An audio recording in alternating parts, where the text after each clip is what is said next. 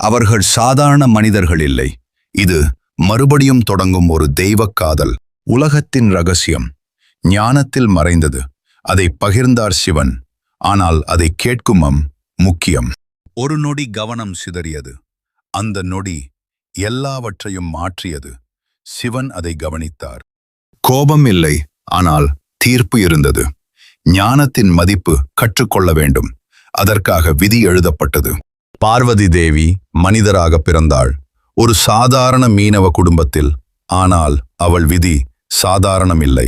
அவள் வளர்ந்தாள் ஒரு மீனவ பெண்ணாக. உலகம் அவளை சாதாரணம் என்று நினைத்தது. ஆனால் அவள் உள்ளே தெய்வம் மறைந்தது. அவளை விட முடியவில்லை. அவளை தேடி அவர் வந்தார், மீனவனாகவே. உங்களுக்கு சிவன் பிடிக்கும் என்றால் ஒரு லைக் பண்ணுங்கள். அந்த ஒரு பார்வை மறந்ததை நினைவுபடுத்தியது. விதி மீண்டும் தொடங்கியது. மீண்டும் சேர்ந்தார்கள், மனித வடிவில். தெய்வக் காதல். இறுதியில் காதல்தான் வென்றது.